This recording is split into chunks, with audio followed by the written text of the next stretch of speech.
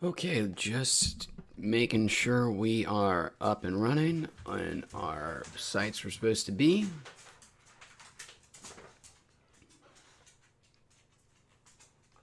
Which we might not yet be. That's fun to say.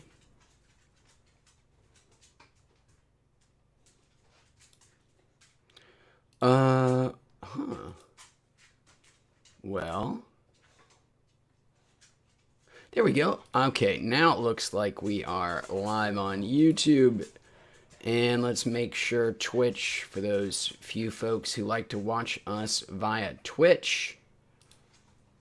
Cool. Looking good on Twitch and on YouTube both.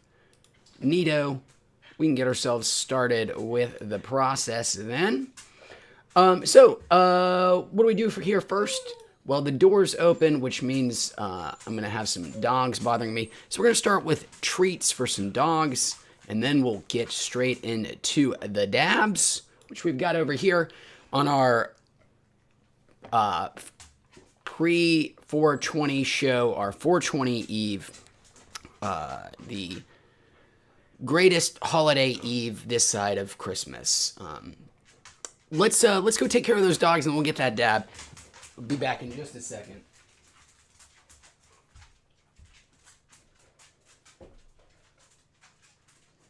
Take it. Take it. Take it.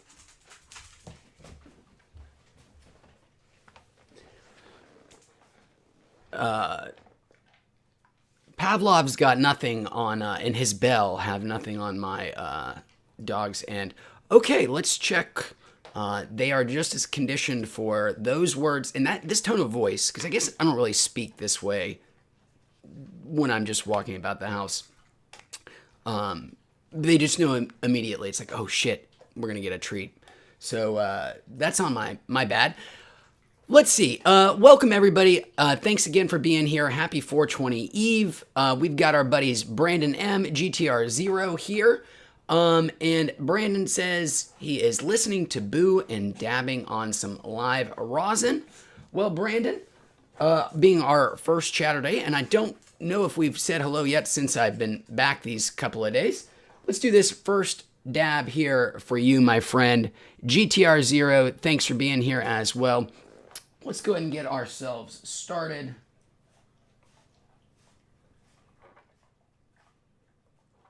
Make it a decent one to kick things off. Here we go.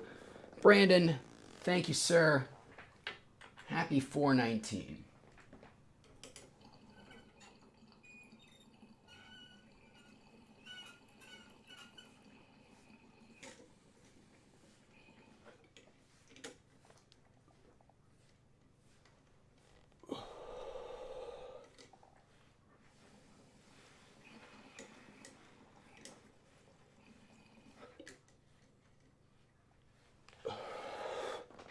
Whew. One more.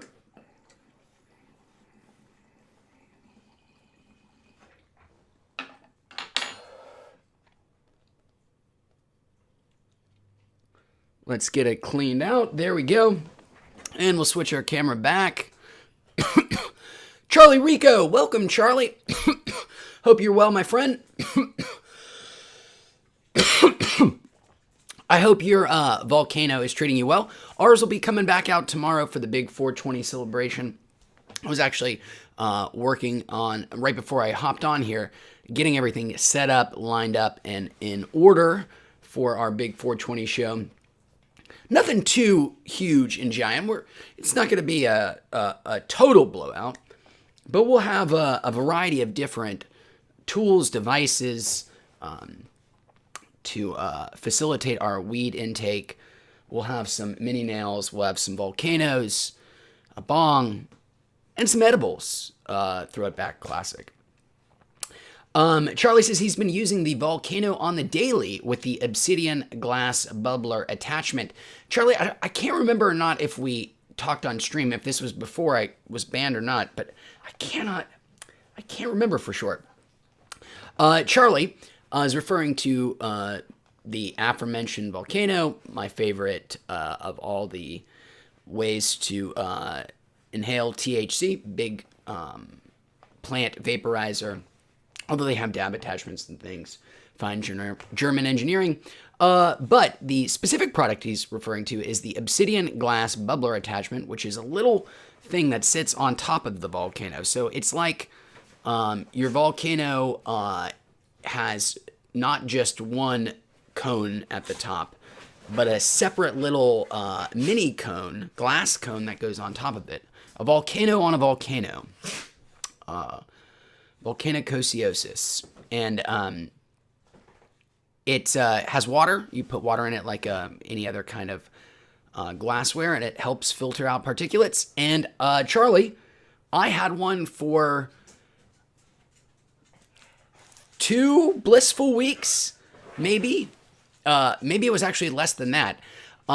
Somebody keyed me into it years ago now, after I'd, espoused my love for the volcano over and over. Somebody's like, dude, if you think it's great, you've got to try this obsidian glass, this attachment. It really makes it an even better experience.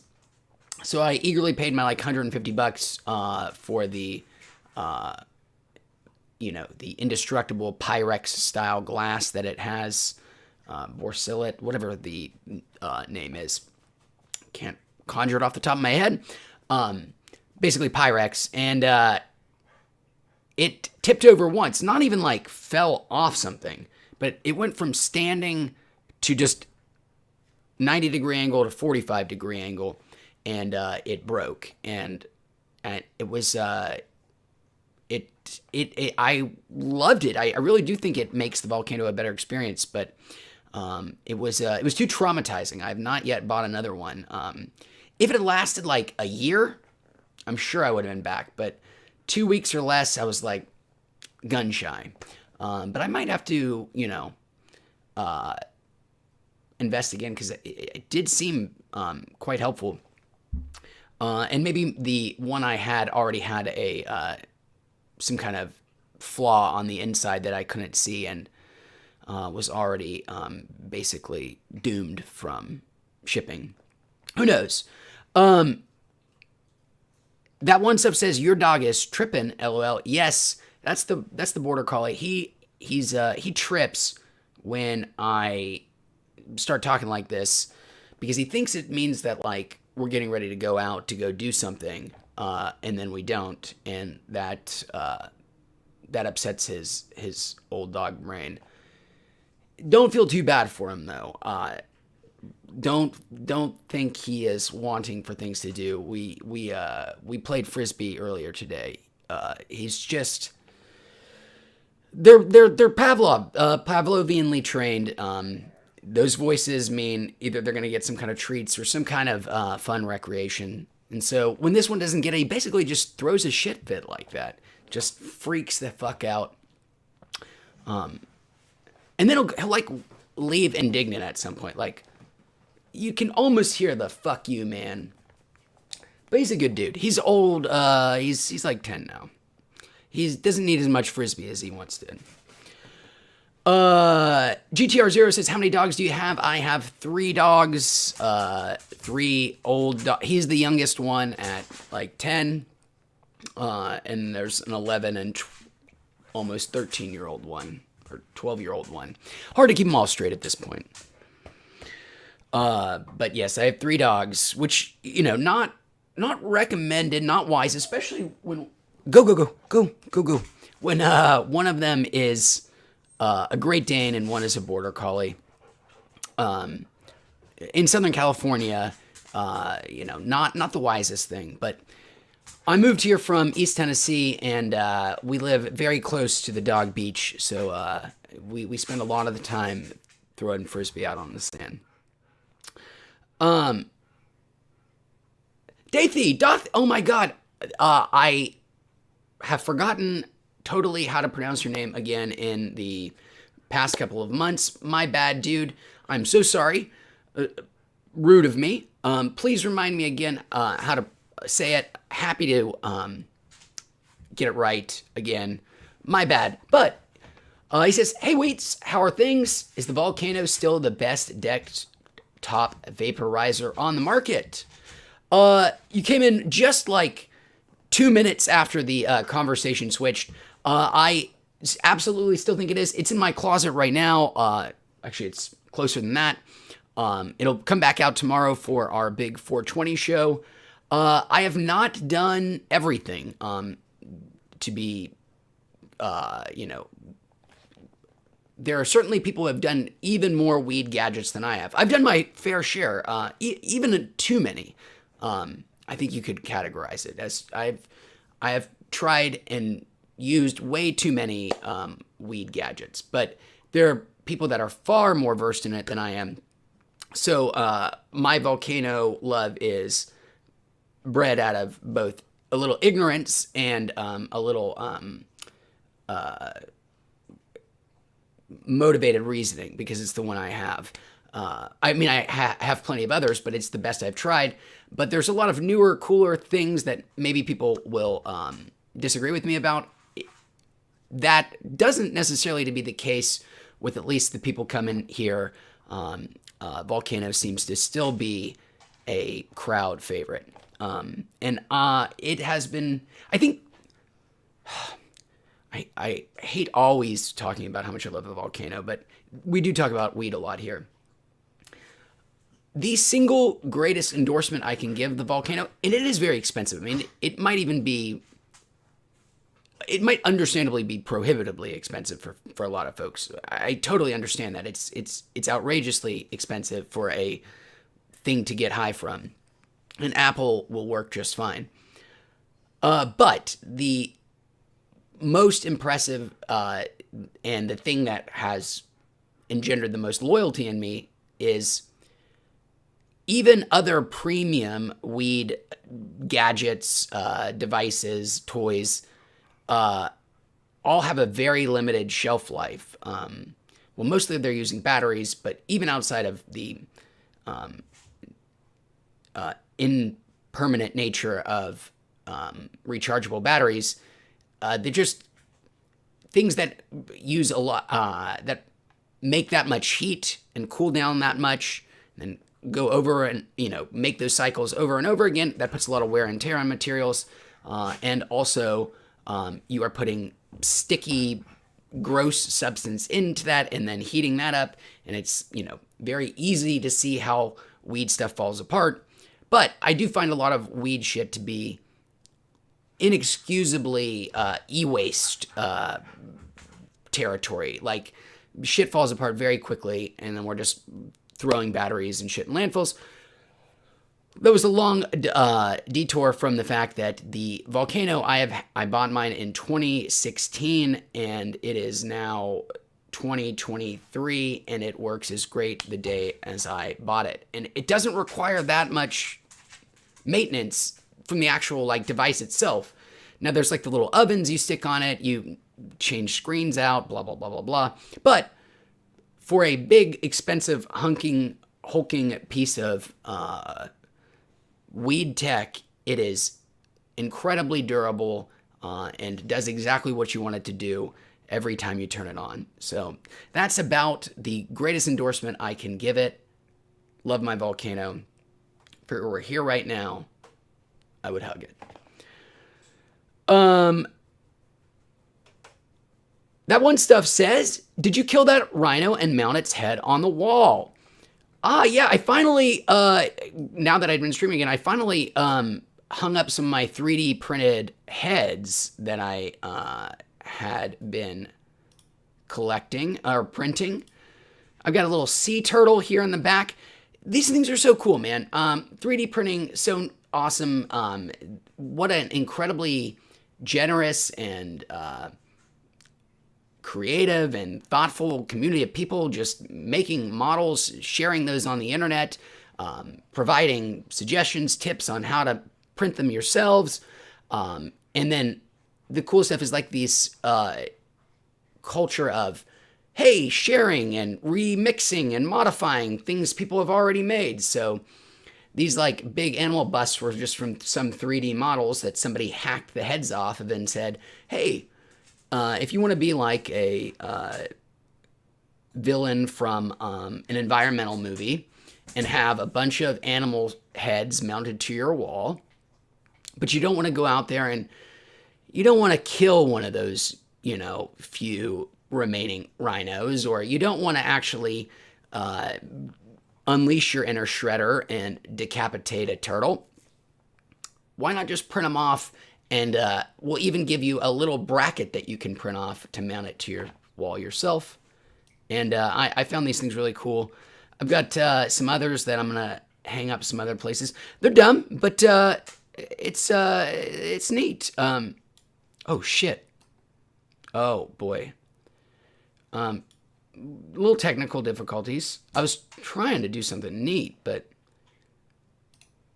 we'll see how that turned out. Okay, I got this. What are you doing, you little manual controls? Let's just give up on that. It's not going to happen. There's a sea turtle and a rhino behind us. Thanks for noticing that one stuff. Brittany Collins, welcome back. Brittany, thanks for being here again. We're talking rhinos. We're talking sea turtles. Rhinos, depending on what type, man. Which rhino was it that went? We had a rhino species officially go extinct in our lifetimes. Was the blackhorn rhino. I can't remember, but it's Godspeed to the rest of those beautiful creatures. It seems like their lives may be forfeit so that rich Chinese people can have an aphrodisiac that is surely nothing but placebo. Rhinos, neat.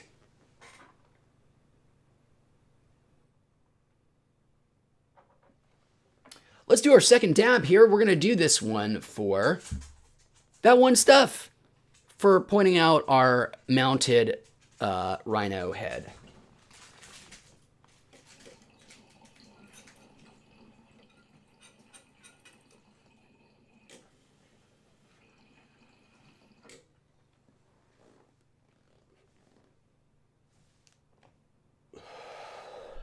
Very nice.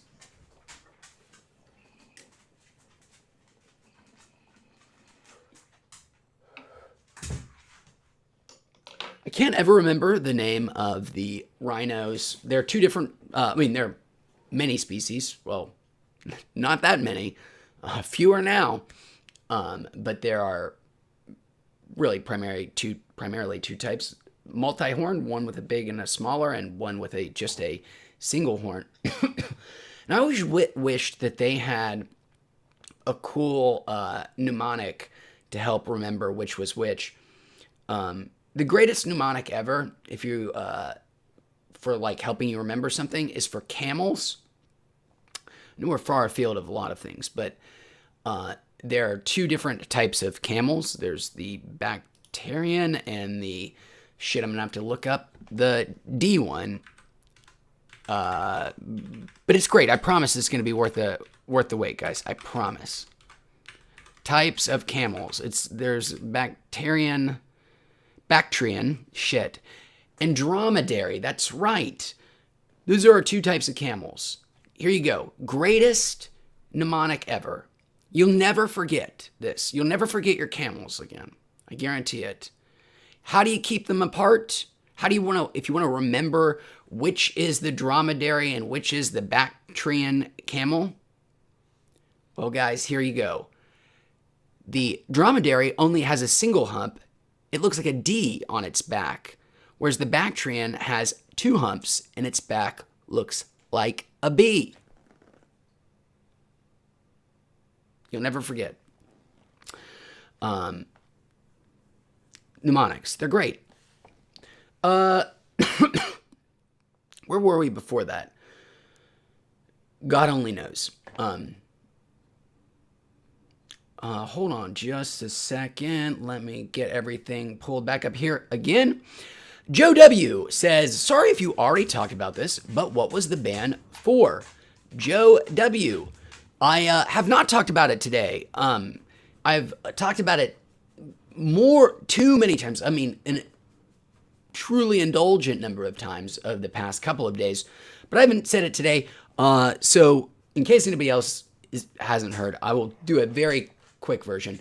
One, I don't really know is the answer, Joe W. I've been banned several times before, each time for the same reason, which is that YouTube says that they have evidence that I have sold or promoted illicit substances in my videos, but they can't or won't ever actually point to any times where I've ever done that.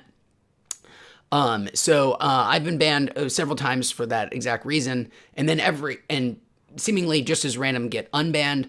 Right now, I still am kicked out from their big partners program and algorithm ranking preferences and all that great stuff. But I can live stream. They reinstated my ability to live stream, or for whatever reason, who knows.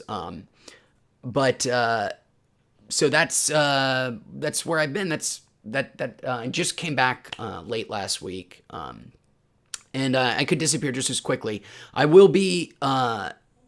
We are going to be doing a big giant 420 live stream tomorrow, and I'll explain it real quick while I'm talking about it now. I don't think I'm going to be releasing any new reviews anytime soon, because there is a YouTube policy where if you release any content that is similar to the content that got you banned or a strike on your channel, you risk a total ban of your account, like permanently nuked, everything gone. And I don't really want that to happen. So because I don't know what it is that upset them, I speculate it's nothing. It's just algorithmically driven.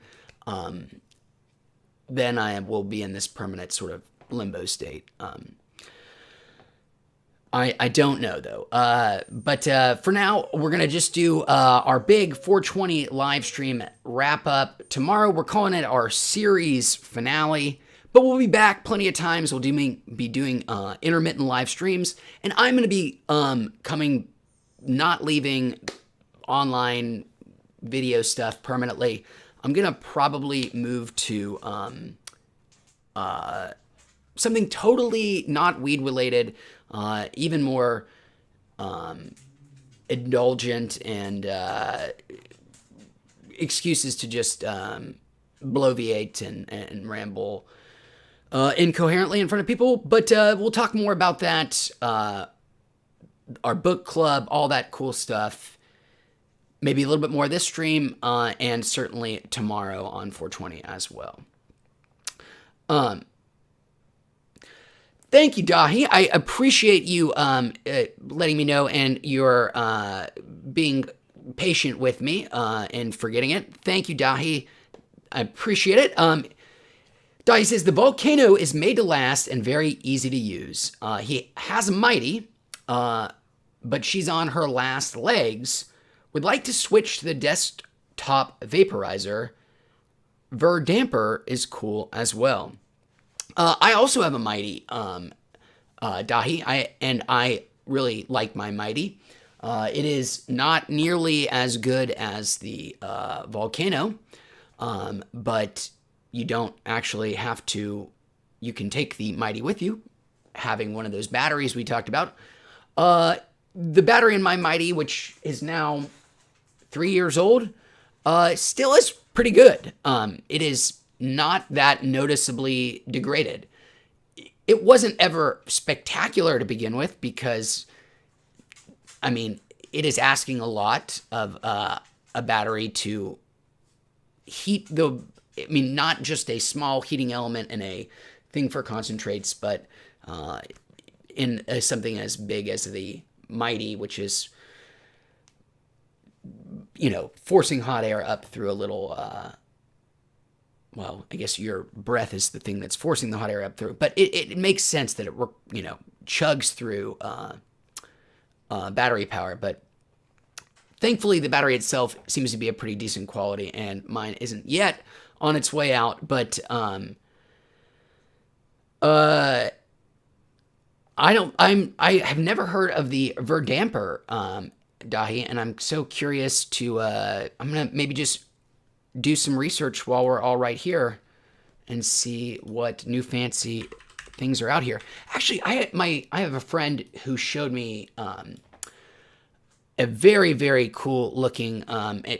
Honestly, I almost made the order of another fancy weed gadget. I wish I could remember the name of it now. It's a convertible rig between dabs and plant matter.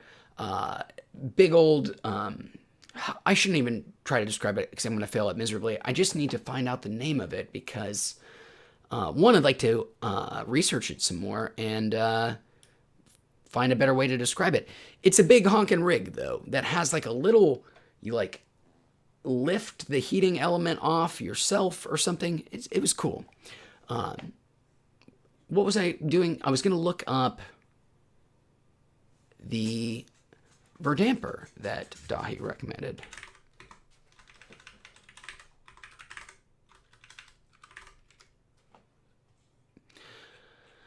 Well, it isn't German, but it's Dutch.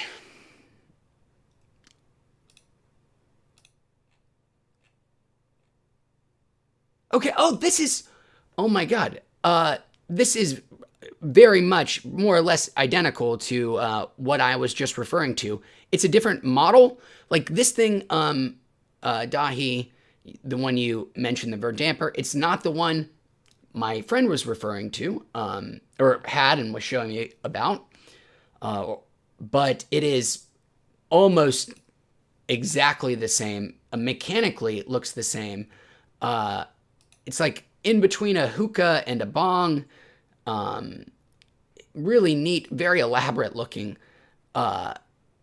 So it must be a design that a lot of people can somewhat easily replicate. Wow.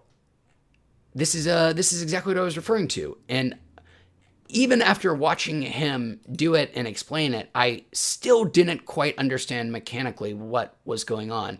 And looking at these pictures, quite intimidating. But if there was a new weed device, actually, if I was going to spend an obscene amount of money on a thing that I don't need, that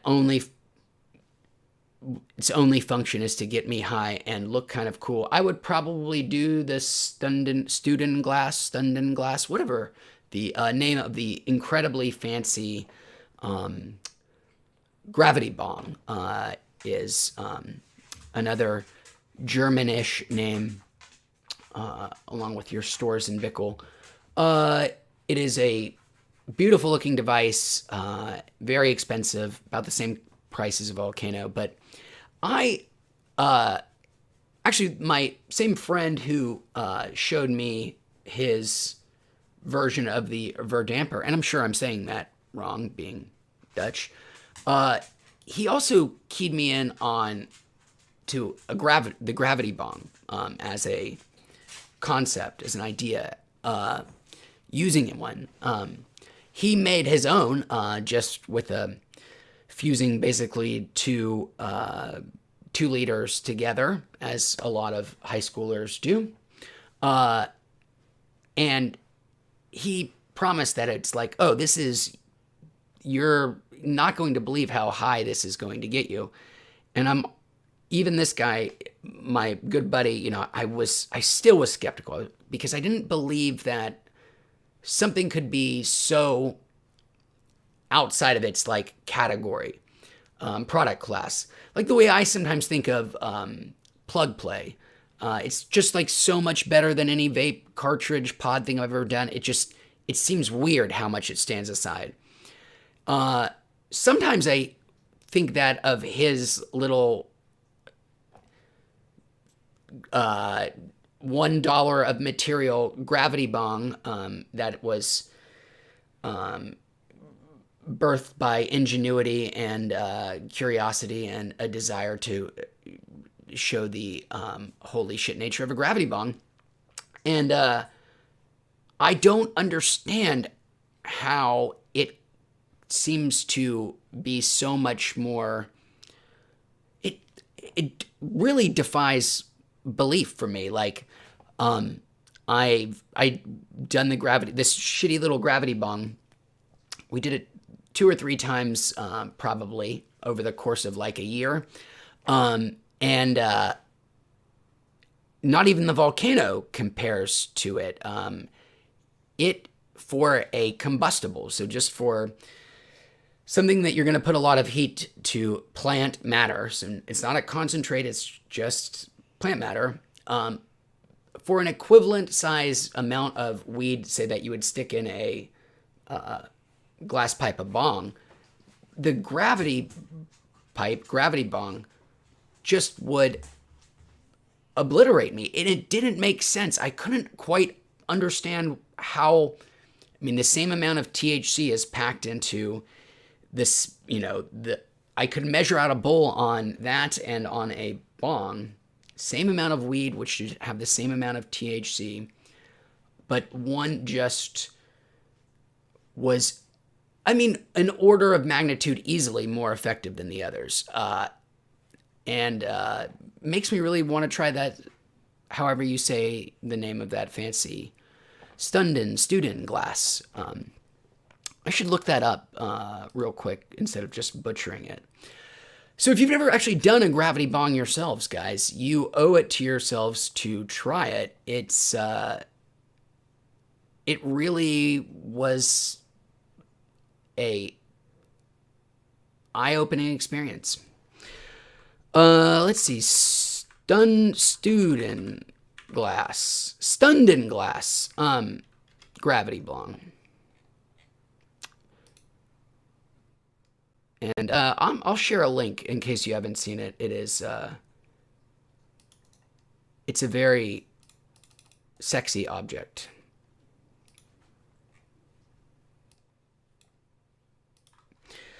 Oh, Terry. Hello, Terry. Terry, was it yesterday or was it the day? I think yesterday. No, it was definitely yesterday. Sorry. I just yesterday sent a black one of these to you, your own dick butt, to the address that you sent me. Please forgive me if it's not black. I'm pretty sure it was. I just grabbed one. I had a few lying around. So hopefully it'll be there soon. Joe says, damn, sorry you're dealing with that. Looking forward to the big show tomorrow. Well, thanks, Joe. I really appreciate you saying that, man. I look forward, to you hanging out with us then. Agent 856. Welcome, Agent 856 from Twitch. Says, standing here, I realize you are just like me, trying to make history. But who's to judge the right from wrong when our guard is down? I think we'll both agree. The weird capitalization of that, like the every few words being capitalized, almost they start in a rhythmic way, makes me think that is copied and pasted from somewhere. Let's see. It is from the boss from Metal Gear Revengeance. Welcome, Agent 856. I know the big baddie from that got himself memed to hell over the past couple of years. Agent 856, I just beat Metal Gear Revengeance in the year of our Lord 2022. I beat it on Steam Deck late last year. It was an incredible experience. It's a shameful thing that it took me that long. Metal Gear Solid 3 is one of the greatest video games ever made. Love it, love it, love it. But I remembered I got Metal Gear Revengeance when it came out. I can't remember what console I had it on, 360 or PS3, which of the two. And I just, it was out at a time where there was like a deluge of other stuff. And I remember just getting my ass handed to me by an early boss 3 or 4 times, and I put it down. I was like, I'll get back to it. And then, of course, never picked it up again. and then it just sat in my Steam library. Oh, maybe no, I played it on console first, and then I bought it on a Steam sale for $1 or $2 years and years and years ago, saying, "Oh, I'll finally beat it," and of course never did, as so many of our Steam libraries are filled with titles we bought under the greatest of ambitions. So I bought it years ago. It just sat there. But I got my Steam Deck over the summer last year, and I started going through all of the Xbox 360, PS3 sort of generation games, looking through some ones I missed, and Revengeance was there, and I played through it, and holy shit, is it as good as everybody said it always was. I feel so bad that I sat on it. It's as fucking dumb, stupid in the best way as you would want any Metal Gear thing to be. The villain really does deserve his moment in the spotlight, as boy does he chew some scenery. I mean, almost literally. Great game. Thanks for the comment. Thanks for being here. Terry says, I'm going to say it has something to do with the lack of oxygen mixing with a huge amount of THC at the same time. Terry's speculation as to why gravity bongs seem to have a enhanced effect. Very compelling theory, Terry. Very compelling theory. I'm trying to... I don't know why, though... No. Ooh, okay. Terry's suggesting that because basically the stuff that you're going to inhale is deprived of oxygen because it's basically sealed from the world, unlike a traditional bong or, any kind of traditional pipe, that there is significantly less oxygen in there, and then that has that anaerobic, I'm really swinging for it today, in my biology 101 terms here, environment, I think I missed two, might have some effect either on the actual THC molecule or on the brain, when the blood-brain barrier, perhaps, when THC is coming in. Interesting. I've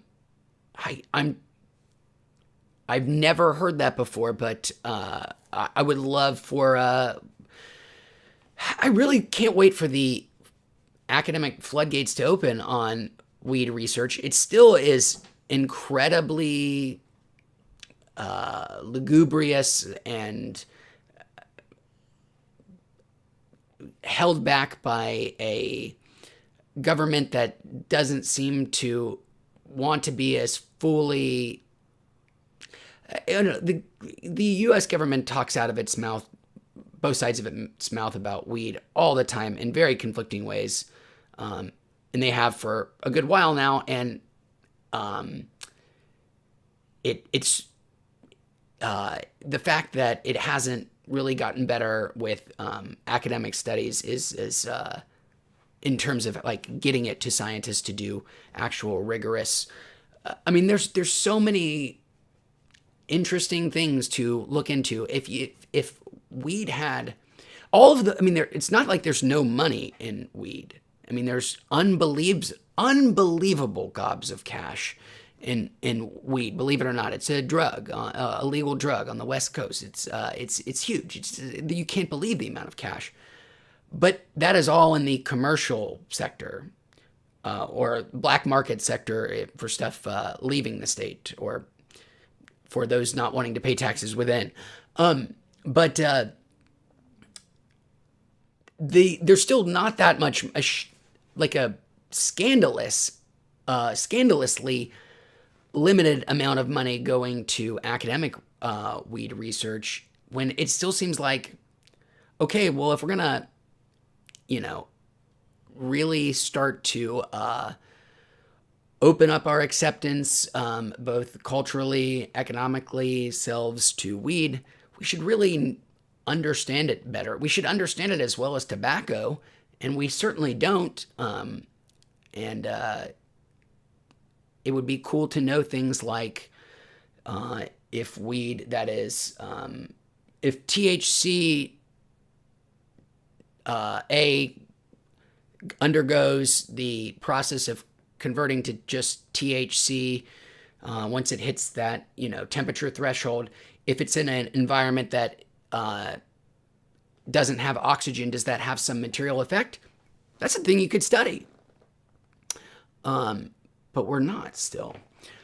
I mean, it is better than it was a decade ago, but it should, anybody who wants to get into weed studies it should be substantially easier. But that's not the biggest of weed's worries.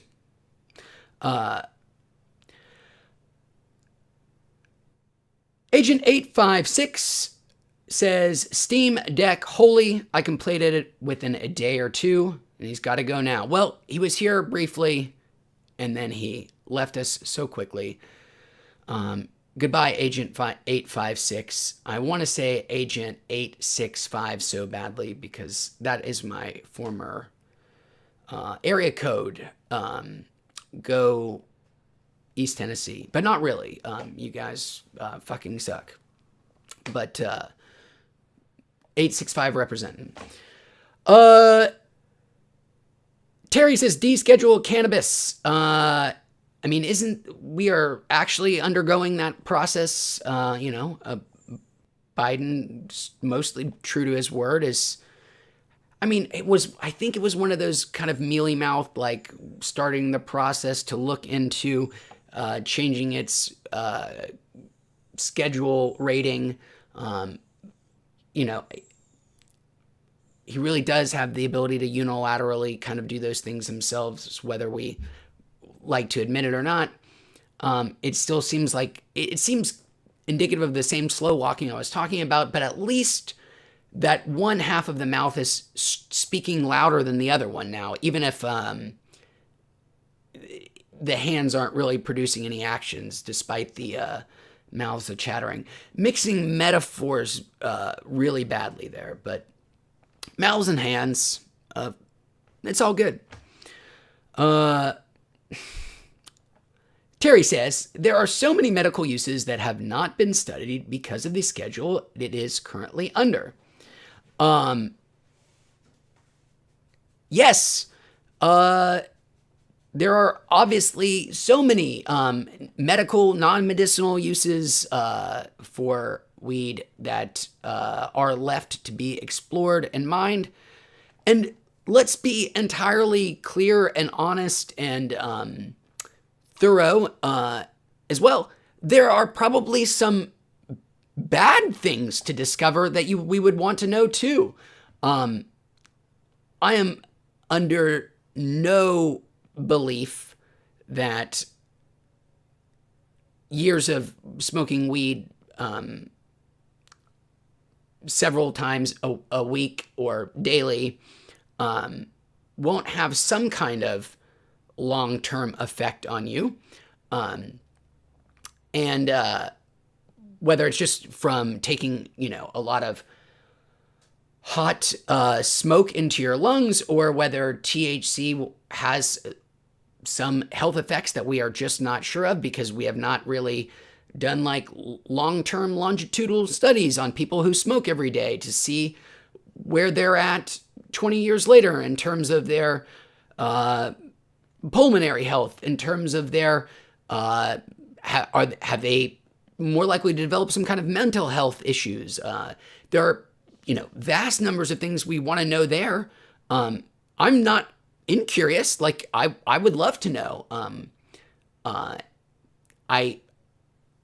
There's no reason right now to assume that there is something terrible lurking out there, but it is good to be proactive and to know everything that you're going to be putting into your body pretty well. And I think just as good an argument for studying weed for its potential health benefits is studying weed for its potential health downsides, health risks. We're no longer in a country where, a huge percentage of the population under the age of 40 uses weed weekly. I don't know if there's there's not a great number out there. Nobody's going to have a perfect number. But it is way, I don't even want to hazard a guess, because it would just be pure speculation. But,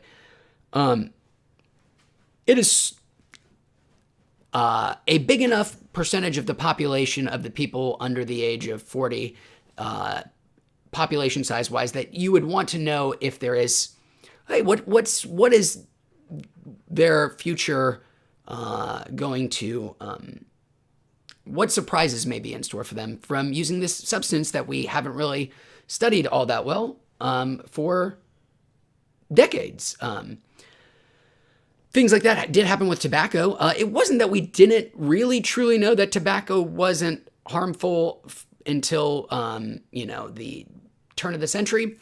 But lobbying interests are great, and there was even less regulation onto what you could say in the early 20th century. And of course, the further back in time you go, the less advertising you're going to see, but also the less good, solid health information. But for many, many, many, many years, people didn't really understand that tobacco was a really good way to slowly kill yourself. And mostly because nobody had done the legged research to, one, to make all the connections. That came later.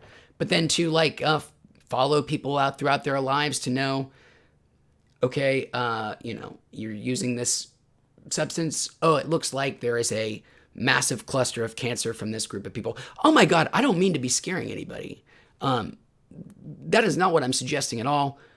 I'm just going too hard into the oh, look, you should give more money to weed research because, there's potential bad sides, which is just like a tactic in argumentation. So it's like you shore up your own side, which is really, I think they're going to find a lot more probably health benefits, but I just wanted to voice that side as well. I genuinely don't think anybody has anything to worry about from heavy weed usage.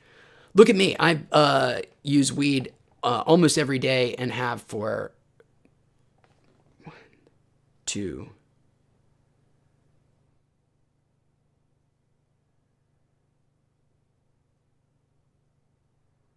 a couple of years or more, and everything, I'm good too. So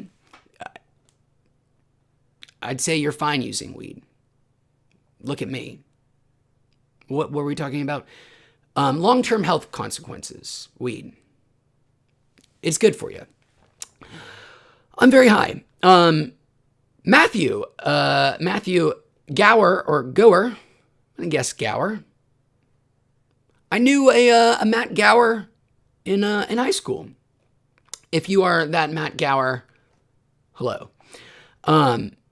He says, "Are you quitting your channel series finally?"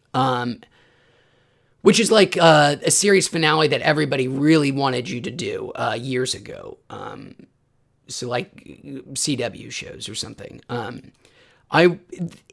Matthew, I just, not to go over it again too much, but yes, tomorrow will be mostly, there are not going to be any new reviews out anytime. You shouldn't expect any, some YouTube troubles, but we're going to do a big blowout tomorrow, and I will still be doing online video stuff.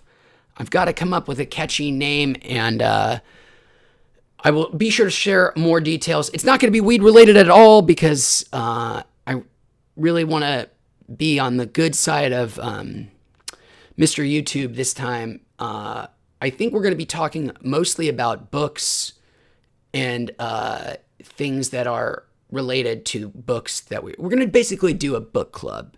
How boring.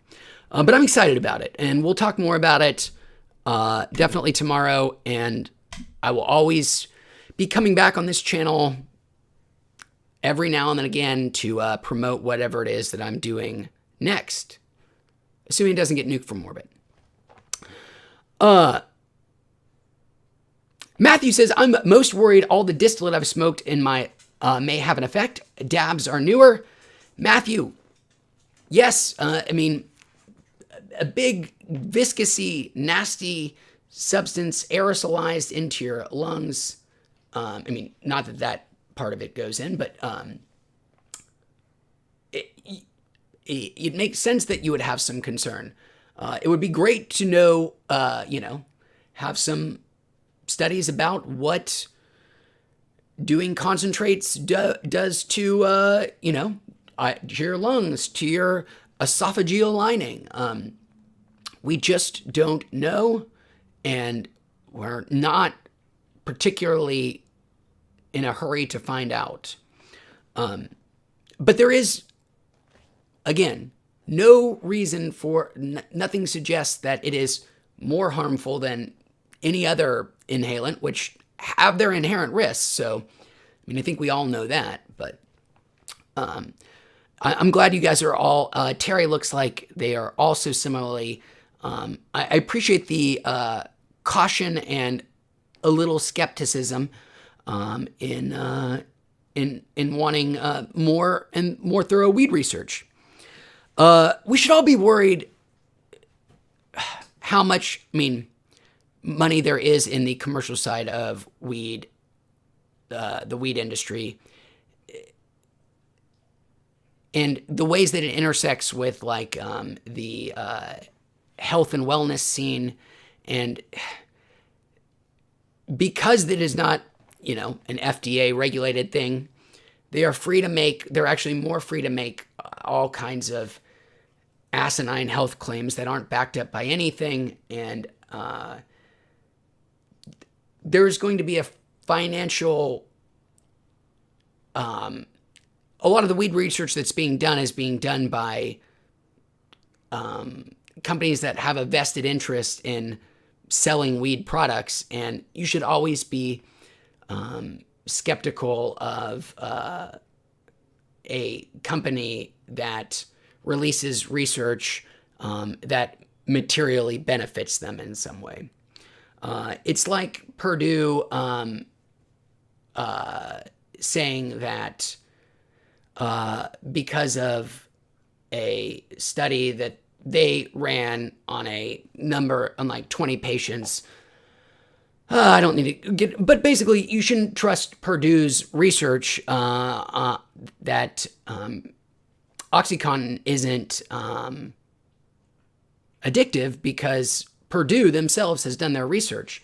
So when Steezy releases a white paper that says, hey guys, we have found some correlation that says people who smoke two Steezy gram pods a week have their penises increase in size by 2 inches over the course of a year, as long as they maintain their strict 2 Steezy pod regimen a week. You should be a little skeptical of that claim from Steezy that it will make your genitalia larger, is all I'm saying.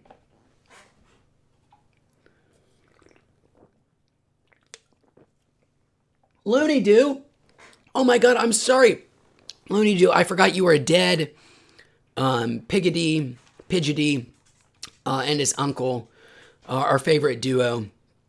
I'm going to miss seeing you around. I would love, Dad, if you and your uncle, or if you and your nephew, depending on which one you are pretending to be at this moment, would love to hang out with us and do our book club in the future.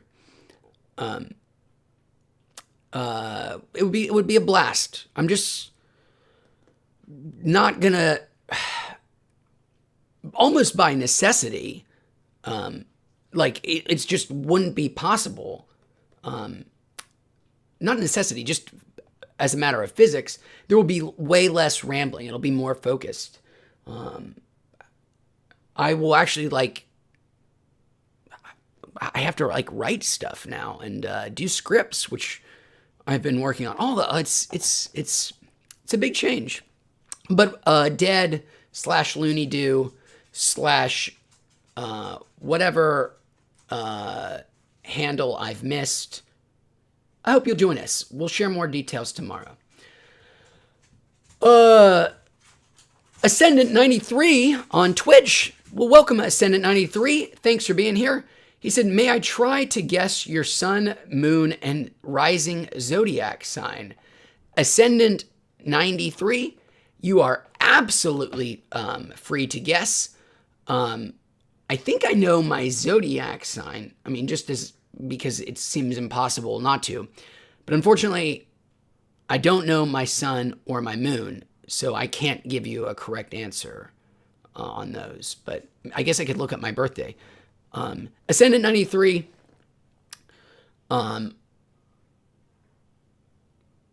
Guess away. My sun, my Zune, my moon, and my rising zodiac. Are there more? Is there another zodiac is there the falling zodiac, or is it just a rising? The ones that, your horoscopes are based off of. I mean, I assume this is all astrologically related. Perhaps. If you get them all right, Ascendant 93, we'll do this next dab for you, and it'll be a choice one. A lot of commotion outside right now. Not sure what's going on here in Long Beach. Looney Dune says, why not start a gaming channel? Looney Doo, great suggestion. There's very good possibility we will be talking a lot about games on this other channel. One, there's so many people that are making incredible things about games already, and that honestly can and will do it better than I ever could dream to. I'm too lazy. I mean, I'm not talented or smart enough to write a great video game essay or whatever to begin with. But then further, I'm way too lazy for, I have tried in the past to release or do big video essay type things about video games and movies, and it is so much fucking editing work and just boring clip capture, and I find all that stuff insufferable. As you can tell from this quality, I much prefer just writing and talking. And so one, there's incredible, great stuff on games out there. I mean, I love video games. It's probably my favorite medium. But right behind it would be books. And although I think there is a whole thriving TikTok culture on books, from what I understand, I don't have a TikTok or never used TikTok. So I don't know too much about it, but I don't really think there's a lot of great book stuff on YouTube. I mean, sure, there's some and plenty, but I think most of the stuff that you see online in terms of video content about books is much more geared towards big, big, not that we won't do some genre fiction. I love some genre fiction, don't get me wrong, but there's not a lot geared towards nonfiction or just any science writing, literary fiction, all that other stuff other than basically the stuff that they carry at Barnes & Noble. And there's nothing wrong with this stuff. I love that stuff, but most of the stuff that I happen to read doesn't happen to be there. Well, that's maybe overselling, but I don't think there's a lot of stuff about, dumb. I don't think there's the kind of stuff that I would like to do videos about is underrepresented on YouTube. And I think it's, I mean, I just would love to talk about it with people because there's so much great stuff out there and worthy of discussion. I hope to, just like with Weeats, find some cool stuff and hope to elevate it and get more people to experience it. So it's going to be a whole mix of fiction and nonfiction. And as I said, I'm not at all rigid on the idea of books. Like anything basically that is fun to talk about, that will provoke interesting discussions or is doing something new and interesting, is fair game. I imagine it will be mostly books, but incredible video games, great comics, good TV shows are all primed for the format. And it's not really going to be like video essays.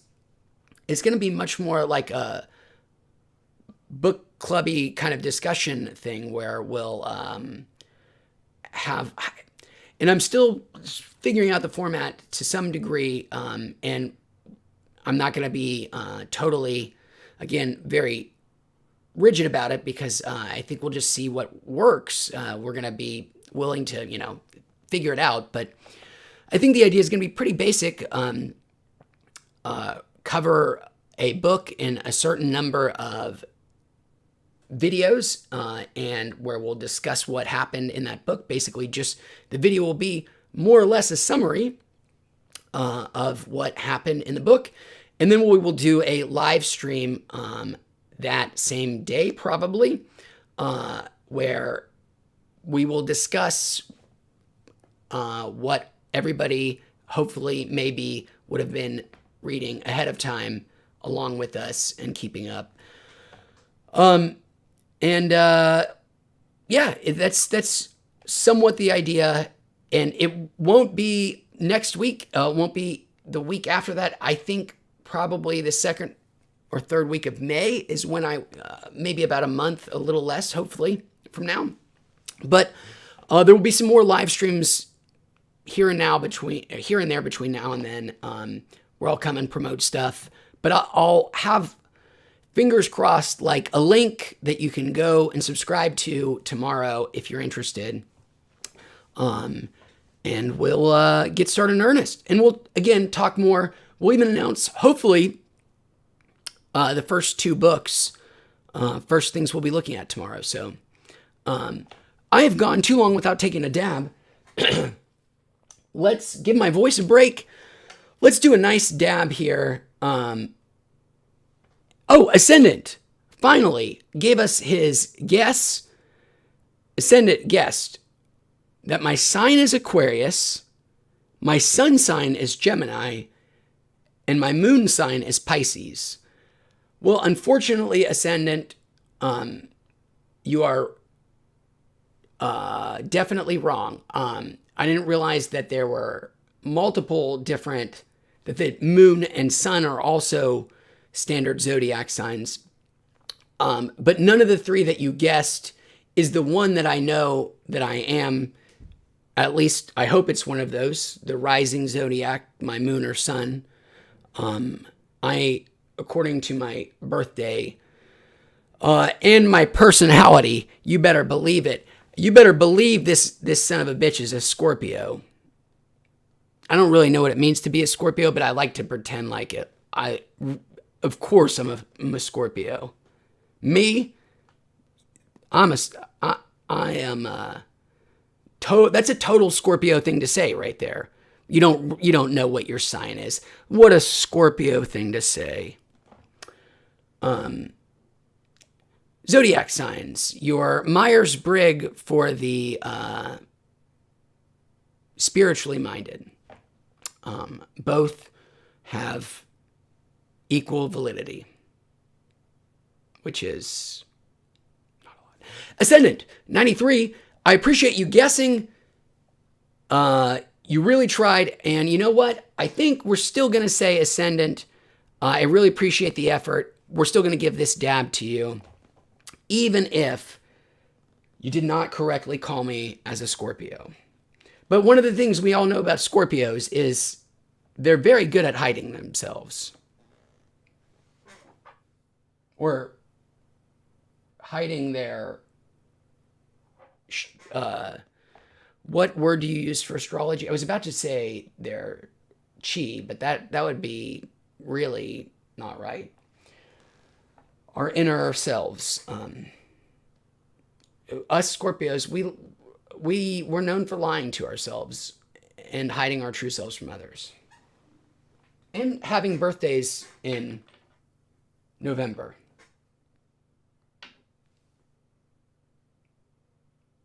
Gross.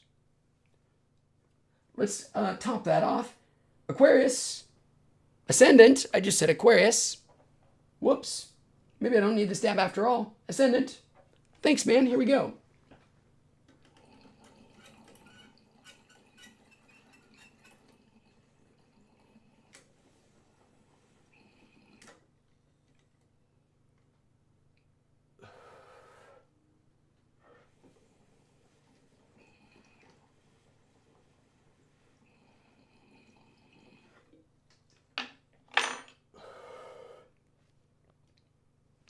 I think in some ways, Ascendant, and please, I just using this as an excuse for conversation. I do not mean to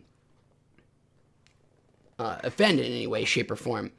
But I think in some ways, astrology should have been, well, I guess the also thing about Trojan horses is you don't recognize them as Trojan horses at the time, or it's not a Trojan horse. But astrology should have been like the sign that something with the internet was not going to go exactly like we all thought.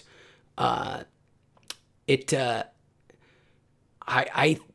think universally people would have predicted that the internet would have done a lot to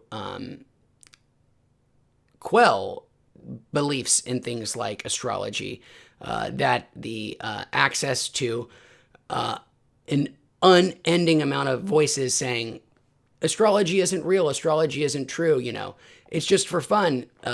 We all love to read into fun things and pretend, what's the term for, let's not get too into the psychology of it all, but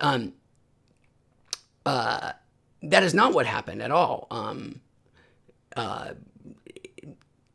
The internet did not in any way, I mean, I'm sure on the margin for certain groups, it did, destroy their belief in astrology, but all the internet really did was amplify the spread of things like astrology and their appeal. And I'm not judging anybody for having beliefs in astrology, but I think everybody thought it was a concept that once a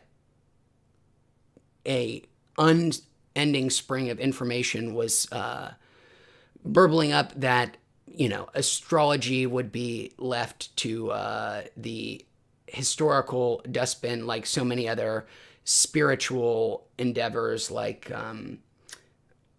divination and tea leaf reading. But no, because it was still hanging around in the 90s and still kind of popular, with the Weekly World News crowd and the people who bought their tarot cards at Barnes and Noble, it had an opportunity to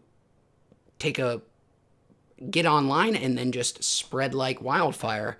And I mean, belief in things like your horoscope and your having bearing on your day-to-day reality, actual existence, is way up, especially among young people, which, again, even more shocking. People who have grown up with the internet actually seem to have less immunities to the draws of beliefs like astrology than we would have thought, because again, those beliefs are on the rise, and it's not just astrology. I mean, all kinds of crazy, interesting, and interesting, I think, is an operative word here. Like, astrology's super fun. There's a reason horoscopes were such a big deal, and of course now are an even bigger deal. We like to look at something that seems vaguely plausible and imagine ourselves, that having some kind of sway over our lives. It's like you can see where we want to have those beliefs. There's some kind of greater sense of control or something guiding or directing this whole thing. But yeah, and again, total Scorpio to talk about your astrological sign in that way. Like, Scorpios really disrespect their sign, which is one of the few things we know about Scorpios. And they're born in like November and October, I think. And they're real pieces of shit. Okay, well, that's enough about astrology. I think. But maybe not about the internet. It's a fascinating place, that internet. I know I missed some comments here. My bad. Van Master Flash from way back in chat. I'm sorry, we probably messaged many minutes ago. He says, best thing we did for me was keeping me skinny. It's hard to go more than 4 hours without eating now. Had to stop smoking because it gives me anxiety nowadays. Van Master Flash, so curious. If I'm reading you correctly, and it is very possible that I'm not because I'm super high, but Van Master Flash, you are suggesting that the opposite, weed had the opposite effect vis-a-vis in regards to the munchies for you than it does for others, that weed was an appetite suppressant for you, because you're saying now that you've stopped smoking weed because it gave you anxiety, which I'm very sorry to hear that. It always bums me out when people experience a lot of anxiety on weed. I've seen it happen, and it sucks. It's another thing that I think would be ripe for research, and could be a bigger jumping off point for research than just the weed aspect, but like, why does this thing that makes most people more relaxed and sedate, for some people give them horrible, uncontrollable anxiety? I don't think it's going to be just how our brains, our bodies are going to metabolize the THC molecule pretty much the same way, at least metabolically. But there's something, I think, fascinating about, or could be potentially very fascinating about, why that would be. And it may just lead to better knowledge of the brain itself. You may get some better understanding of how anxiety relates to pleasure in the brain, and by studying folks that get anxiety while high on weed.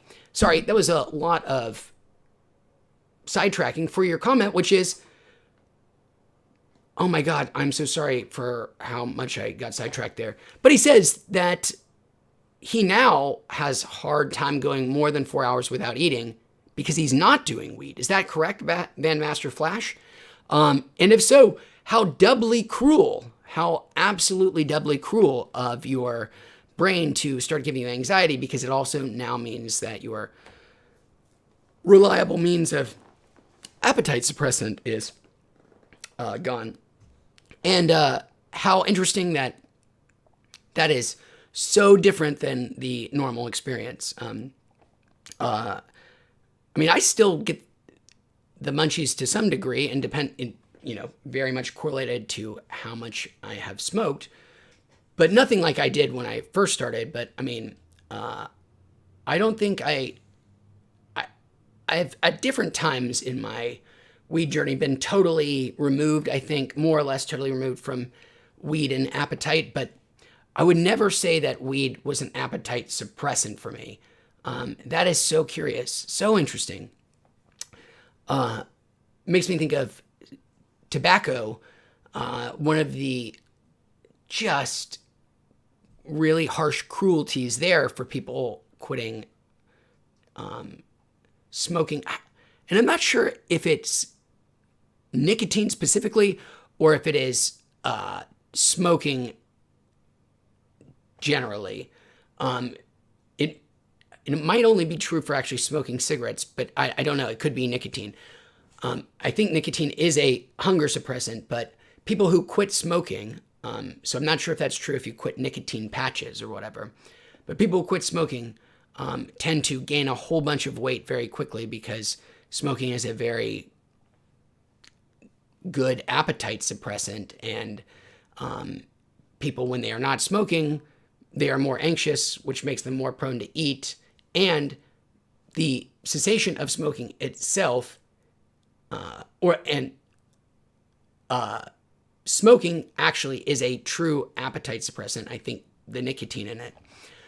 So you're just hit with this double whammy where you're trying to do one of the hardest things you're ever going to do in your life, which is quit something as insidious as nicotine. And you're also probably going to gain a bunch of weight at the same time. It's shitty, but definitely worth it if you're smoking. But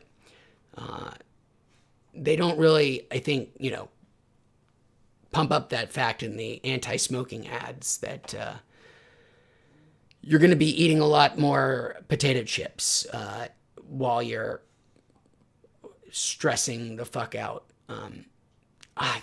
Man, am I so fucking grateful I don't have a nicotine addiction. I'm so grateful I don't have any.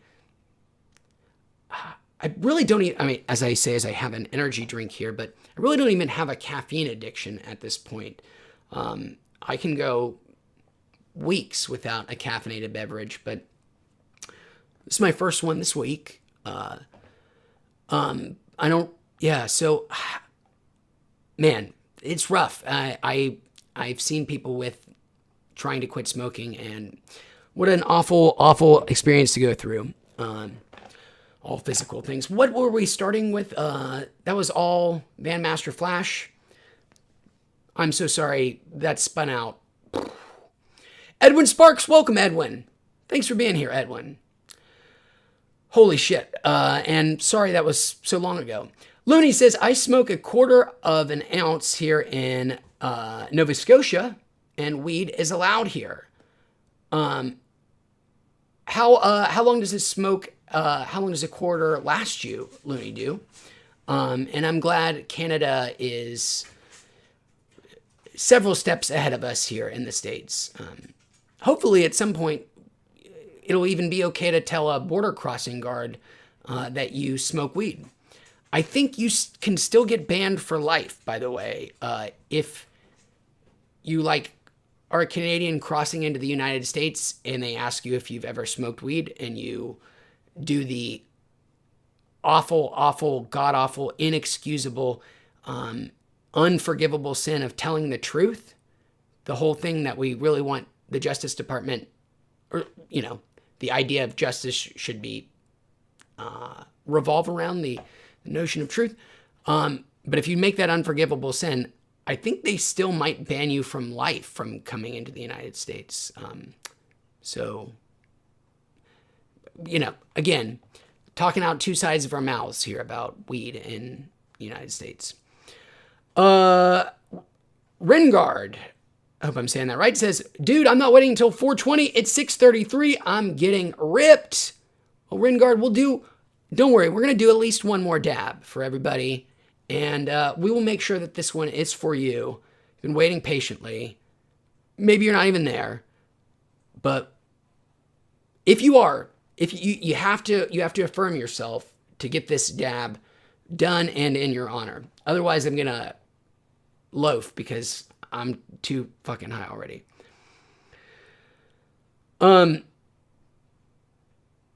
Terry says, dude, you are preaching right now. Well, thank you. I'm not even sure what I was saying. I'd like to think of it as more like proselytizing in that, because nobody really, preaching has like a good connotation, and proselytizing has like that dickhead who has like the all gays burn in hell sign that, goes to every college in every state and hangs out in the quad, getting young folks mad at them. That's the way I like to think of my speaking style, proselytizing. I like to tell. I don't like to have a conversation. It looks like Reingard, RYN, GRD is going to lose his or her or their opportunity for a dab for them. Last chance. Anyways, I all caught up on chat. I can't remember what I was talking about before we went down this list.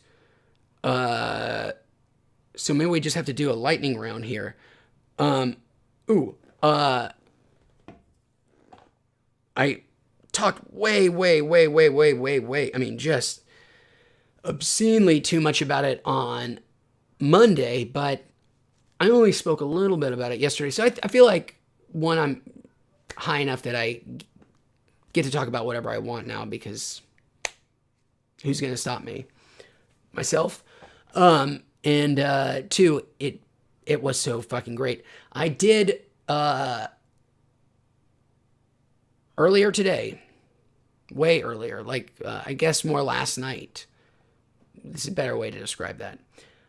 Beat Resident Evil 8 Village, which I don't think it needed the colon like title, Village, like it's a dumb subtitle. It makes sense when you play the game, but I didn't notice until after I beat it just how super cool and smart the logo is. It's pretty neat. I'm gonna give it to him. The 8 is hidden in the VILL of Village. There's like a blue V, a blue I, a blue I with a little L, a blue I with a little L. And then you realize, oh my God, it's the Roman numerals for 8.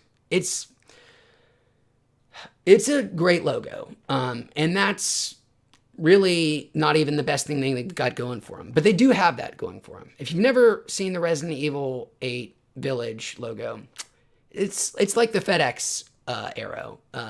It's genius. I just saw it when I finally beat the game and the credits rolled. And not just, who cares if you missed Monday? Resident Evil 8, 2-3-year-old game, whatever. People loved it, but I didn't play it at the time. The reason I'm bringing it up is I played through it in VR. It is a launch title for the PSVR 2, and I started playing it like 2 weeks ago, and it is magnificent. It is up there with, I would put it in the 3 best VR experiences I've ever had.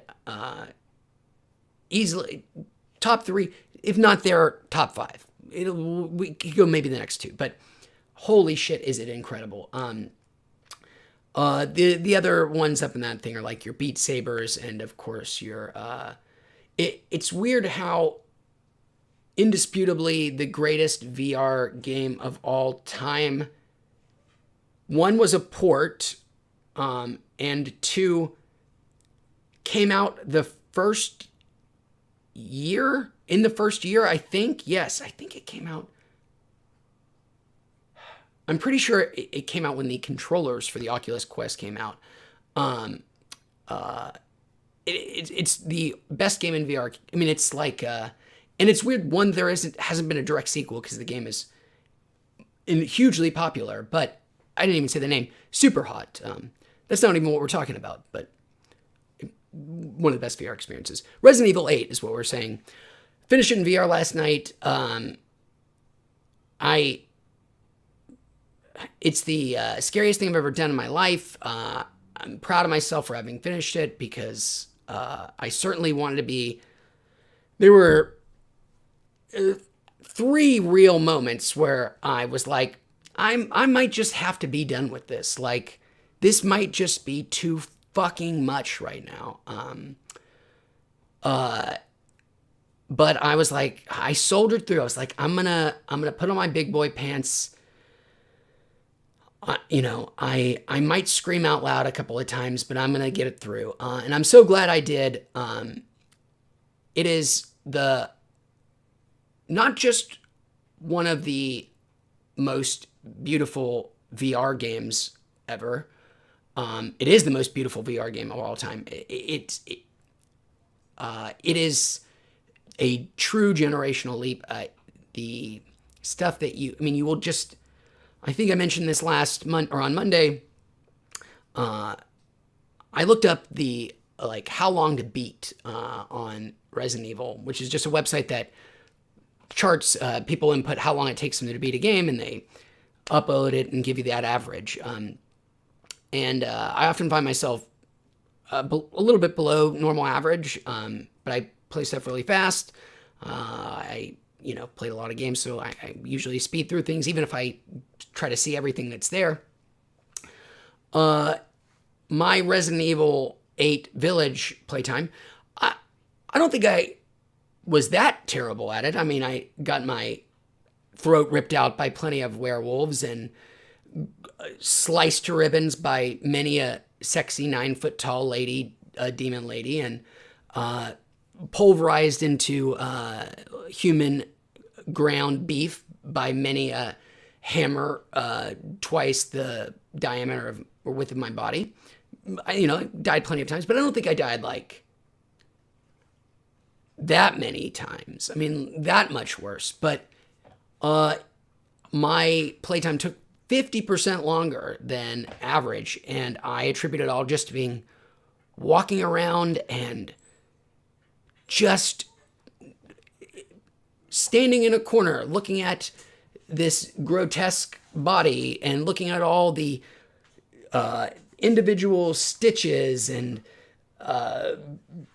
pieces of bile and phlegm coming out of its mouth and throat. And it just, I enjoyed looking at all the disgusting stuff so much. It was, really since the first generation of VR, it's the first time where you're like, oh my God, this whole thing is just something that you could, as awful as a world as this game is, I mean, it's disgusting and grotesque. It is so transporting and so lifelike. And I mean, if you've tried VR before and you weren't that impressed by what you saw, I do think that there are experiences on the PSVR 2 that are absolutely generationally different. Resident Evil being number one there, Gran Turismo maybe right behind.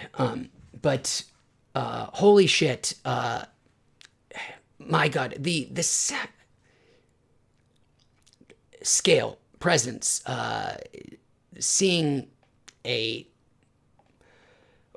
lake creature that is 50 feet long and feeling a tenth its size, and genuinely feeling a tenth of its size as it barrels down on you.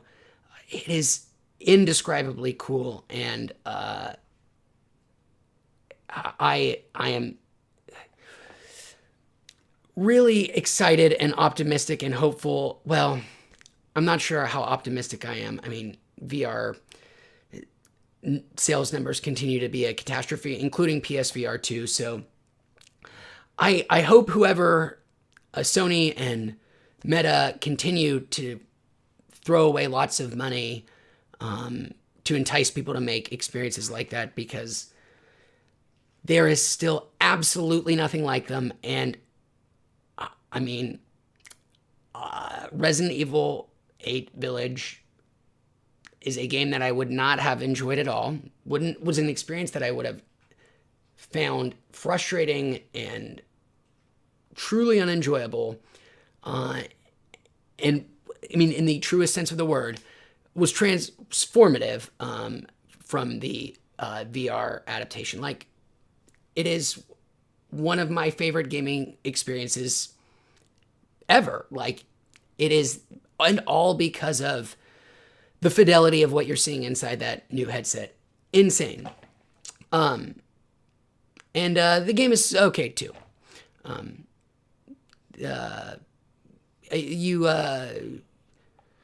When you're fighting a guy in a tank, that's like Magneto mixed with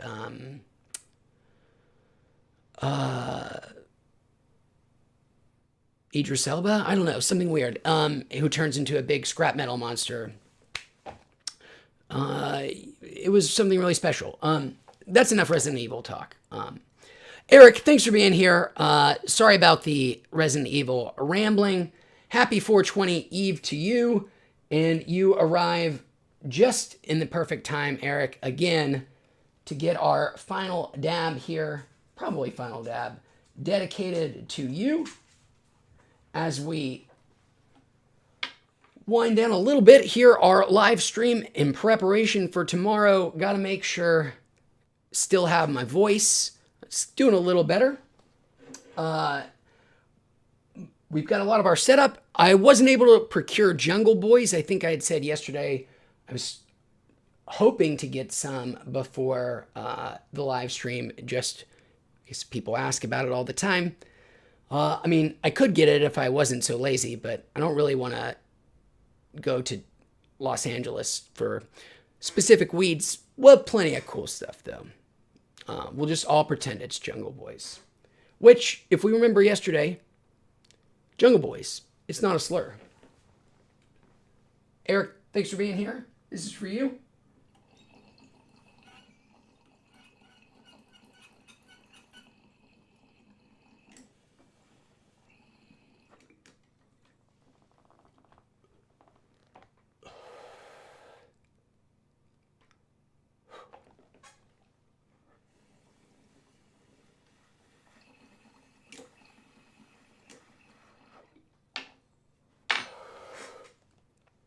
All right, well, tomorrow, again, I'll be here at 4:20 p.m. Eastern Standard Time, 1:20 PST, so earlier than today, but we'll be streaming for a lot longer tomorrow, a significantly longer time. Again, if anybody wants to come on for any reason, you want to do a dab, a joint, you want to promote your new YouTube channel, whatever, let me know. Send me an email, weetsreviews@gmail.com. I would love to set something up. You don't have too much time, though, if you're interested. No pressure. Terry says... that was a total just distraction. I just saw the comment and lost my train of thought. Yes, tomorrow, 4:20. We'll have all our favorite weed stuff for what we are calling the Weeats finale. But like all media properties, nothing ever truly ends. I usually say that there's too much money in it, but that is not true the case here. We will, of course, tomorrow spend a lot of time talking about what is to come next. Our book club that we are calling it, that is not strictly a book club, nor strictly about clubs, books, something. Whew. Didn't need that last dab. that's one of the other reasons we're doing it, other than just, the whole band thing, is I would like to talk to you guys more gooder, in a more good, what, a more smarter. I want to use sentences more good, string them together more, like maybe whole paragraphs. Aspire to, perhaps. No promises that the lack of weed, removing weed from the equation won't just lead to more dead ends and lost trains of thought. Very possible it doesn't at all, but we'll find out together. Some of it will be written, though, so you really can't. It'll be better. Only half of that was being like ironic. Some of it was really I just lost my train of thought. Which is then being truly ironic, not like the other definition of irony, which means kind of, well, it's hard to define that kind of irony. But we all know when we see it. Obscenity and irony. We all know it when we see it. The two things that can only be defined at the moment of at their conception. Terry, back to you. Sorry about that. Says, that camera is cool, dude. It really is. The OnePlus something or other. It's a webcam, also a nice quality webcam. I am only broadcasting in 1080p, but it goes to 4K. It's got a good sensor in there. But of course it has all these fun tricks, like it is on a gimbal and can follow you around. And then it has other things that I would love to be able to use. Oh, here's some fun ones while we're here. This is one of the most impressive. And it's going to be bad if it doesn't work, but I think I can get it to work. Are you ready?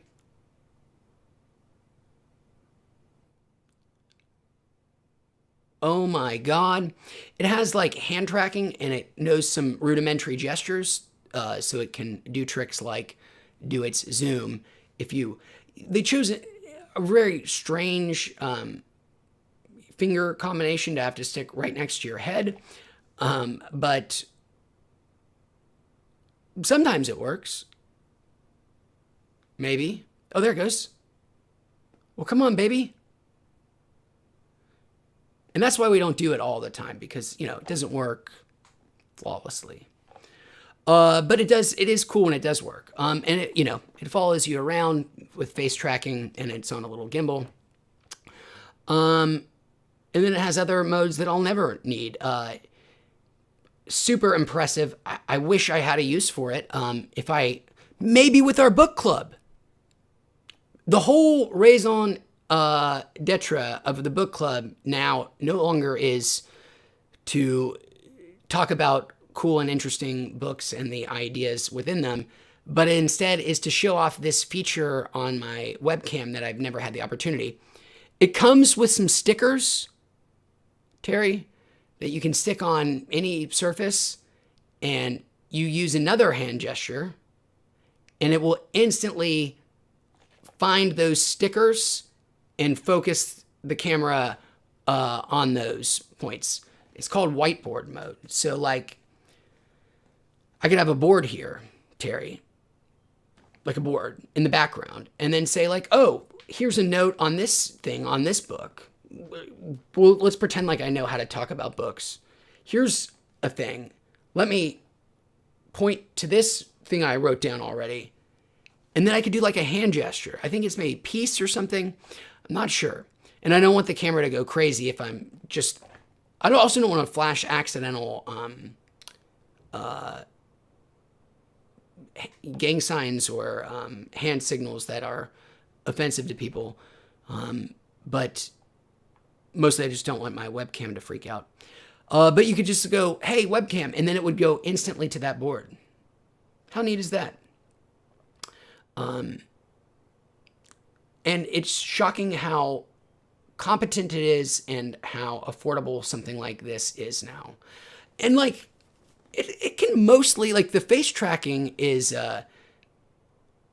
good enough that if you're doing something just by yourself and you want to move around, which, you know, I tend to, I mean, it's the amount it can do to replicate having either a camera person or multiple cameras in a studio for a fraction of the cost that those other things would. It's just remarkable. And man, just be prepared to continue to see gadgets and gizmos that do things like those fancy tricks that I just showed, like hand signals to launch something, or have little focus points to zoom in on. Expect the advances on things like that to just skyrocket as we continue to just load up visual training software. I mean, some of the fastest, most exponential growth is in things like automatic background removal and stuff. And because there's a lot of use for that for a lot of people online. And we're absolutely at an exponential growth state for cool gimmicks and shit like that. If you have an iPhone and a Mac, you can see something very similar, but they do it all by software. This is actually on a gimbal that moves, but the new iPhones with Macs have an amazing software ability to do something very similar, just zooming in and out with the lenses of the camera, but giving the appearance that it's tracking you. And it does a remarkably good job of it by auto cropping and zooming and all that fun shit. And just, it's going to be what we're going to see a year from now is going to make something that I have right now look pretty amateurish. And 5 years from now, not only will this, you know, the products that we have now be, of course, they'll be obsolete. I think they'll be infinitely better 5 years from now. The idea that you would even use something like a webcam might seem already quaint and antiquated. More cameras and everything, better tracking in every chip. It's there's plenty to be scared of, but also genuinely some cool stuff that will come out of it, like face tracking from your webcam from China.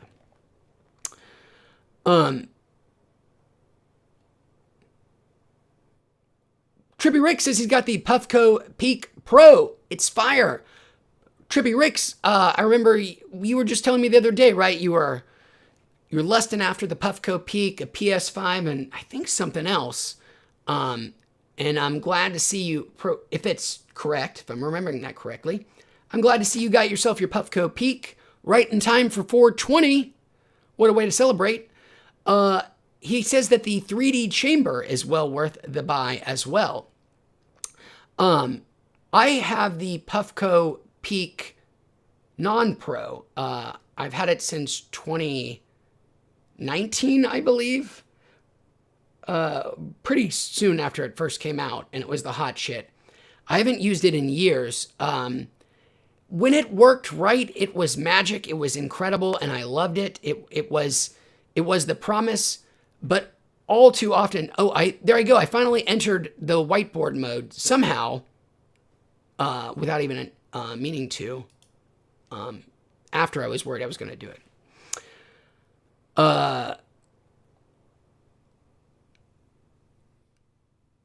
So I really enjoyed it when it was working great, but it was one of the most temperamental pieces of weed tech I ever had, and bits of like the in the 6 months, I used it very seriously. I probably had to buy 4 atomizers. It just, things failed on it constantly. But man, when it worked great, it was such a awesome way to smoke. I've heard that the Pro is a significant upgrade, but I'm not sure my next purchase will be the Peak Pro. But I'm so curious if you've tried the original, if this one's a huge improvement, and I definitely glad you're enjoying it. What is the 3D chamber for it? Is it just a different globe that sits on top? Curious.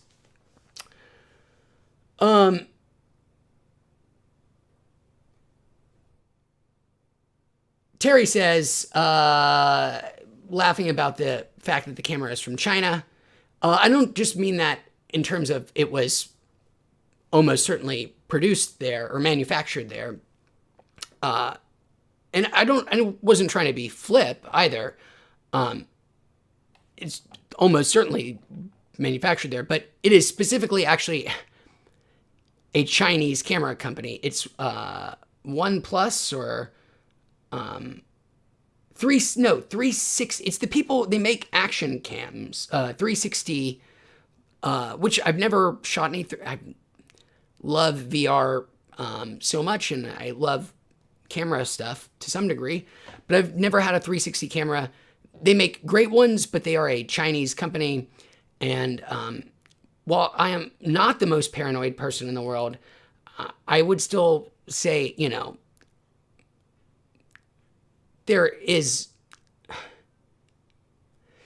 it's not the greatest internet safety hygiene to allow a camera from, I don't want to, there are no allegations. Nobody's said that they assume that they have anything in there, but there are reasons to be wary of any kind of advanced camera technology from China. I have a DJI drone. I know this there as well. But it's a webcam that literally tracks your movements and is from a company that has a big presence in the Chinese tech industry, which is, 1/4 step removed from the Chinese government, as anybody in the big players in the tech sector are. They're, not a lot of barricades between those two. So that's the thing, but it is a great product, just like DJI drones. DJI drones are incredible. They're amazing. There's a reason that we buy so many of them, because they are, for the price, so much better than any of their competitors. But we do live in a weird world, and it would be nice not to have to even have that paranoid notion in your head, but, and I'm not a paranoid person. I have 2 webcams owned by Chinese companies that have seen me in precarious positions. My 3D printer, one of the coolest features on it, it's made by Anker, is it has a AI webcam to enhance the accuracy and fidelity of your prints. Not really true. The AI thing is garbage on it. It's never worked. Really never worked in the 4 months I've had the printer. Still really like the printer though. Some issues. But the cool thing about having a camera on it is it does auto time lapses of your prints, and you can then watch your stuff get made up real fast. And it has seen me mostly naked, I'm sure too. I'm not, well, no, I've never, damn it, I think I have to take it back. I don't think I've ever been even close to nude in here. So, sorry, President Xi. You don't yet have pictures of the goods. I'm sure you'll get them soon enough. Oh, well, okay, never mind. When I fly my drone outside, I always do it naked, so they definitely have plenty of pictures of me naked from very unflattering angles, too. And just know that, Xi. If you see my naked drone pics, know that it's the angle that's responsible for what you're disappointed in. And we're all disappointed in it too. Let's be honest, Xi. Well, when we're at the point in the show where we talk to President Xi Jinping of China, we know we've gone too far. But looks like we got some new friends here. So maybe we have to do, against our best judgment, one final dab for our friends Brenda Burrow, who just joined us, who says, "Howdy, how are y'all?"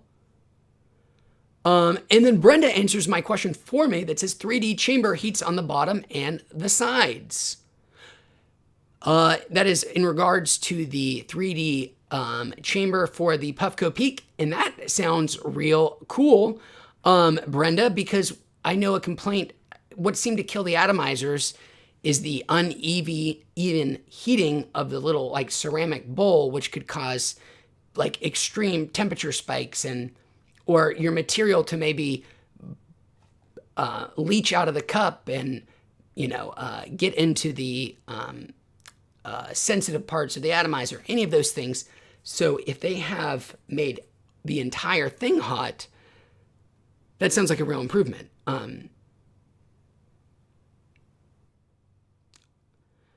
That sounds real cool. I hope to get the opportunity to test it out at some point.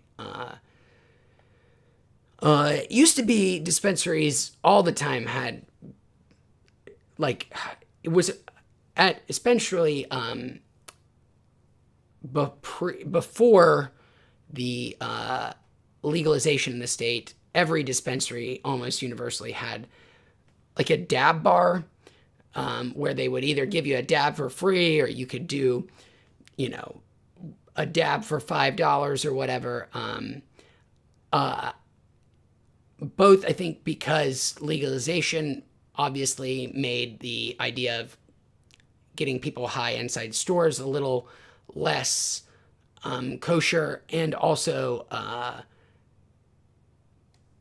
the sort of health code stuff that you would have to do, from cleaning stuff that is going to be obviously around people's mouths. And this is before COVID even. Now COVID would, change that calculus again many times over. But I wish there are actually some, I think there are now some officially in Hollywood opened weed bars where you can go and smoke weed, and they'll bring you a bunch of different, you can try a Puffco Peak, you can try a Stunden Glass, but I really wish dispensaries could test this stuff out for people again, because I think the getting high is so personal for people. People have their like really preferred methods, their preferred rituals, their preferred styles, and some of these devices are so expensive. It seems crazy to just take a gamble on it, and a dispensary seems like a perfect place to get the opportunity to try them out, because I don't think until I see the Puffco Peak in action, I'm going to try it, but I would love to give it, or buy one, but I would love to give it another shot. The reliability was the real concern. I am just so curious, and that 3D heating chamber seems like a not marketable. Well, both marketable and pronounced improvement. Okay, Michael Stewart says he'll dab with me for the final dab. Thank you, Michael. Thank you for joining. Brenda, thanks for being here as well. Let's do this. This is going to be our final dab. And then we will talk about tomorrow one last time, some deets. And then we'll sign off before our big 420 show 24 hours from now. Or if you want to be a pedantic asshole, which I guess I am, 23 hours and 50 minutes from now. That's too big. That would kill me. I need it. I still have preparations to do. Brenda, what are you trying to do to me? Michael, I'd love to do a sizable dab, but I'm already too high as it is. Here we go. Michael, Brenda, thanks for stopping by. Sorry to say hello and goodbye. Terry, thanks for hanging out with us. I hope our dick butt gets to you soon. Here we go.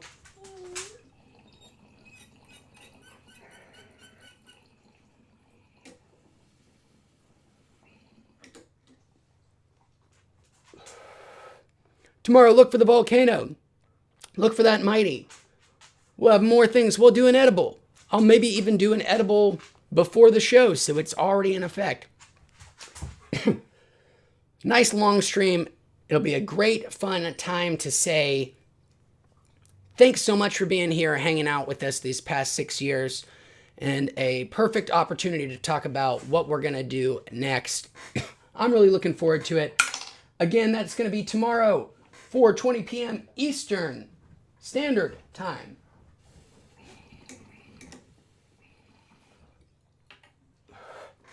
$1:20 PST. I hope to see everyone tomorrow. Get nice and high. If you want to get high with us, if you want to send your voice while doing your dabs or your bongs, send me an email or hit me up on Discord, weetsreviews@gmail.com. If you, Trippy Ricks, I think you, I think you already have a YouTube channel. I'm sorry if I haven't looked. I'll probably forget again. My bad. But I would love to let you talk about yourself, give yourself a shout out, whatever the case may be. Hit me up again at one of those places. Until then, stay high. We'll see you one last time tomorrow before I see you again, in a couple of weeks or whatever.